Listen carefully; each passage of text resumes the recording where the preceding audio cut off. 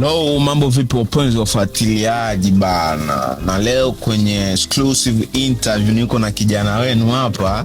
Nadhani ni mara yake ya kwanza kuonekana kwenye chaneli yetu, na kwa wale wasiomfahamu atakwenda kujitambulisha mwenyewe, anaitwa nani, anajihusisha na kazi gani. Najua watu wengi mnamfahamu, lakini ningependa ajitambulishe tena. Oh bro, vipi kwanza? Salama, tunashukuru Mungu, sijui wewe tu. Mimi niko poa. How you feel kuwa hapa leo? Najisikia furaha, kwa salama kabisa. Bwana, kwa wale wasiokufahamu, mimi ningependa ujitambulishe tena kwa majina, unaitwa nani kwani? Mimi kwa majina naitwa Jonathan Abednego. Yes. Mimi ni mwimbaji wa nyimbo za Injili, nimepatikana Kansas City, Missouri, nimeokoka na nimebatizwa kwa maji mengi. Maji mengi. Ukisema kwa maji mengi wewe nimebatizwa kwa maji mengi, kwa sababu kuna ubatizo wa tofauti. Kuna ubatizo wa maji ya kumwagiwa hivi, na kuna ile ubatizo wa kuingia kwenye maji, na kuna ubatizo wa moto, kulingana na mapokeo ya watu. Bwana, mimi nataka tuingie kwanza kidini. Ukisema umebatizwa kwa maji mengi na kuna wale ambao wanamiminiwa kwenye kichwa tu, like upi ni ubatizo wa kweli, kwa maji mengi au kwa maji madogo kifupi? Naweza kusema wote ni ubatizo, lakini kwa mtu ambaye sisi tu kwa imani yetu inatuambia kwamba tubatizwe kwa maji mengi, kwa sababu Yesu alibatizwa kwa maji mengi. Yeah. Kwa hiyo kwa wale ambao wanabatizwa kwa kutumia kikombe wanakuwa hawajabatizwa au vipi? Ni ubatizo kulingana na mapokeo yao, kama nilivyosema, ni ubatizo kulingana na mapokeo yao, lakini sisi ambao tunamwamini Yesu Kristo na tunafuata kile ambacho Yesu alikifanya, so tunapaswa kubatizwa kwa maji mengi. Bwana Jonathan, mimi nataka kuzungumzia kuhusu kazi yako. Najua ni mwana gospel. Ndio. Yeah, nataka tuzungumzie kidogo kuhusu kazi yako ya gospel. Kazi yako inaendeleaje? Mimi kazi yangu iko sawa, kazi yangu inaendelea vizuri, tunazidi kupambana nayo kama gisi Mungu alituita. Ya nakumbuka last year ulitoa EP na ulifanya event kubwa, lakini sikupata nafasi ya kukuita na kuongea na wewe. Lakini ningependa niulize maswali yangu leo, kwa sababu nimepata nafasi ya kuwa na wewe leo. Ndio. Ulivyotoa EP yako bana, kisha siku ngapi nikaona umepost tena channel yako, sijui imechukuliwa, sijui imepotea. Kwanza ile issue ilikuwaje? Kwanza last year nilifanya EP. Ni tuseme ni miezi 7 ambayo imepita hapo. Yeah. Ilikuwa EP ya nyimbo 7 ambayo ilikuwa inabeba ujumbe wa titre ya EP ilikuwa inaitwa Sir Gods. Yeah. Na tulifanya, ilikuwa tariki 17 kama siku, ilikuwa ni Jumapili, na event ilipita vizuri. Event ilipita vizuri, lakini kufika siku yake ya pili ya ile wiki. Yeah. Yeah, sababu event ilifanyika Jumapili, kufika siku ya pili ile wiki, kwa mka asubuhi nikakuta channel imefutikana, kila kitu kimefutikana. So tukaanza kufuatilia kuwatafuta wakingwa nje, watu wa kambini, watu wa Tanzania, kuwaulizia tutafanya namna gani ili kurudisha channel. Ikashindikana kabisa. Yeah, tufungua channel nyingine. Na labda baada ya kufuatilia, ni kitu gani ambacho ulikuja kugundua kwenye channel? Ni marafiki zako au ni waimbaji wenzako ndio walikufanyia figisu? Siwezi kuwa na uhakika, lakini tulipigaga watu wa YouTube wakatuambia kwamba hii channel inaonekana iko kwenye simu ya watu wawili kwa muda mrefu. Sasa nikashindwa kujua, kwa sababu ilikuwa ni simu ya Afrika. Sasa nilikuwa nashindwa kujua kama ni nani. Yeah, kufuatilia hivi tukashindwa kumjua, ikatubidi tu tufungue channel nyingine. Yeah. Na vipi kuhusu zile nyimbo, ulifanikiwa kuzirudisha tena kwenye channel mpya? Bahati nzuri, naweza nikasema ni bahati nzuri, kwa sababu baadhi ya zile nyimbo zenye zilikuwa kule ku channel yangu, kuna kama video ilikuwa kwa director, ilikuwa kwa director wangu, so nikabidi niende kumomba ile video ya yote mema. Lakini tena zile nyimbo zenye nilitoa kwenye ile EP nilikuwa bado niko nazo, na cover ya kila nyimbo nilikuwa niko nazo, ikabidi tu nianzie pale. Nikaanzia pale kwa zile pili, post kwenye account zile vile zikaenda na maji. Na labda ni hasara gani ambayo ulipata huko? Kwanza hasara kubwa ambayo nilipata, hasara kubwa ambayo nilipata ni kwamba yes, hello. Ya mpigie nani Dikande iko naye. ametoka sasa hivi tu, ananemana anakuja huko. Yeah. Okay. Okay, tuendelee samani kidogo. Yeah, hasara ambayo nilipata, kwanza channel yangu ilikuwa shaka kwenye hatua. Channel yangu ilikuwa shaka kuniingiza ile kidogo, nilichokwamba tuangalie hiyo kidogo, lakini channel yangu ilikuwa shaka nipatia kidogo ya mafanikio. Pia nilikuwa nishakuwa na support kubwa.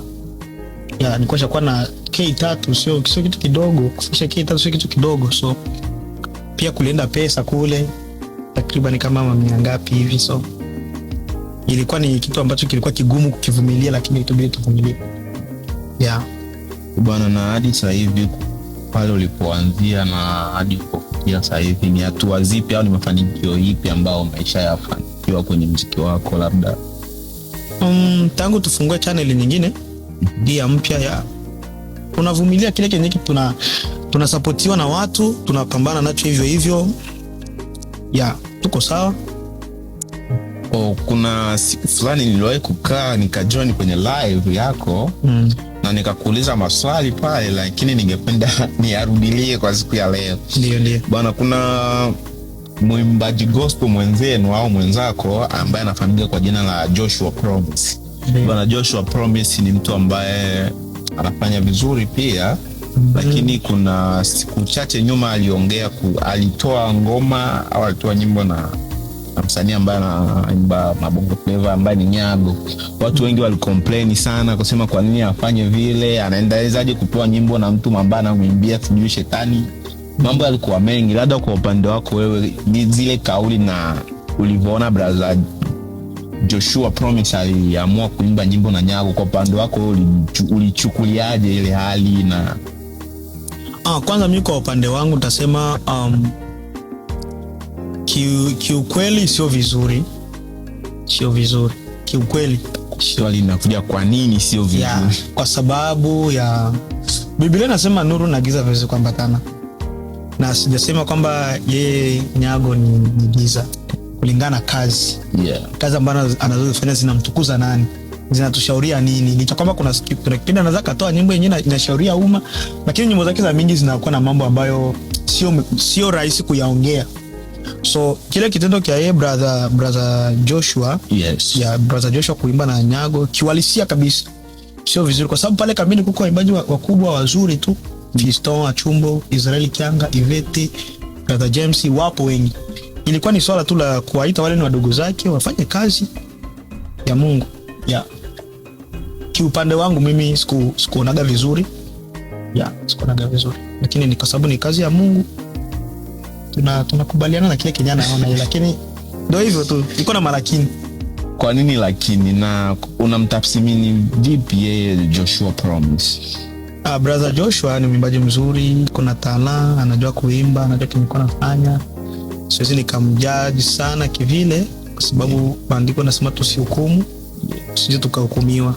Lakini kivya kwangu nikasema tu kwa ule wimbo ili kuonesha ule uwepo wa Roho Mtakatifu, angeshirikiana na vijana tu pale kamini wa gospel.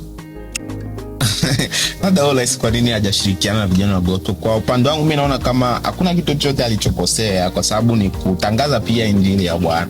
Ameamua kumhubiria Nyago, mtu ambaye yuko naimba nyimbo za gospel, na akaona sio mbaya wa kwenye nyimbo moja pengine Nyago anaweza kabadilika kwa yale maneno yake ambayo yaliongeleka mwenda. Yeah, alimhubiria, lakini sasa unatokea kuhubiria mtu na abadilike. Nataka kuhubiria mtu na abadilike. Nisingependa sana tuongelee hiyo mada, lakini vizuri na kwaka umwambie mtu na abadilike, kwa sababu ukiangalia ujumbe wa ule wimbo unasema bado, yani hata mwambie ni bado sana, yani hata badilika. Mama, lakini angefanya kazi na wale vijana pale kambini, na mimi ingekuwa vizuri zaidi sana. Na kwa nini nyie watu wa gospel huwa mna malalamiko mengi sana? Kwa sababu huwa tunaziona watu wengi wa gospel wanasema huwa msupportiwi, labda changamoto yenu inakuwa gani, nini haswa? Sisi wana gospel tuweze kusa kulalamika kwamba tusupportiwi, ya kwamba tunafanya kazi ya Mungu na Mungu ndo anaipeleka kwa watu. Lakini pia watu ambao wanatuzunguka, zile TV ambazo zinatuzunguka, wao tunahitaji support. Kwa sababu gani? Tunahitaji kufikia watu wengi, watu wamjue Mungu. Sasa mimi hakuna kitu kinakuwa kinaniumiza. Mfano na kutumia link clip na kwambia uitengenezee unisupport, alafu unakuja kuniambia kwamba kale ka application kangu wala kitu changu yenyewe niko na kukana edit ya eko haitumiki, sawa. Alafu baada dakika ngapi nakuja kuona wewe una post clip ya Gaspar. Nasema Gaspar kwa sababu ni kijana mwenzangu tuko naye hapa. Yeah. Sina shida naye, tunakuwa tunaongea vizuri tu. Unakuja kupost clip ya Gaspar. Sasa mimi nakuja kuuliza huyu mtu mwenyewe alisema mashine yake inaharibika, lakini ilikuwaje mashine yake itumike kwa Gaspar? Nakuja kuona kwamba ni ile shetani iko na nguvu. Yeah. Nado na kitu gani cha kuambia TV au watu wenye tabia kama na hizo? Yeah, mimi nitasema na ma TV jamani, mu support gospel. Kama tunaishi kama wewe unafuata ile nguvu ya kusupport wale wasanii wa mambo ya tuseme ya dunia. Ni kwa sababu Mungu amekupatia pumzi. Sio kwa sababu ya ujanja wako. Kwa hiyo mtu wa gospel akikutumia clip yake, ifanyie haki kama kitu tunafanya wale watu wengine. Itatusaidia na tutapata watu wengi ambao wanamwamini Mungu. Na hadi sasa hivi Jonathan Apedneko, una muda gani kwenye uimbaji wako wa gospel? Uimbaji mimi na muda mrefu. Kuanzia uimbaji wangu ule wa kanisani mpaka hivi na muda mrefu hata miaka 10 na zaidi. Yeah, hata 10 na zaidi. Na labda nani ndo aliyekushawishi wewe kuingia kwenye gospel na kuanza kuimba gospel? Ambaye nishawishi mimi kwanza ni aunti yangu, shangazi yangu. Bali nishawishi kuingia mkwaya, alitukamba ilikuwa changamoto, unajua ujana. Yeah. Kwaya nayo lakini tulivyoingiaga tu tukaona ni kitu kizuri na ni kawaida kwa kijana kama mimi kufanya kazi ya Mungu. Nikaendelea na mpaka hivi naanzaga ona kuikala bila kuimba kwaya na kama vile nateseka. Kama mwezi mzima ufanye kazi uimbe kwaya. Kwa mwezi mzima simbi kwaya. Yeah. Hapana, kwa sababu kwanza sijui. Mimi sio mzoefu wa kuumwa, ni umwa hadi nishindwe kusimama. Kwa sababu kitu kinaweza sababisha mimi sifanye kazi ya Mungu labda ni umwa. Yeah, lakini sijawahi kuumwa wiki mzima. Na labda kwa nini nyewe waimbaji wa gospel sana nyimbo zenu huwa zinakuwa ni audio na sio video? Sana mbona tunatoga na mavideo?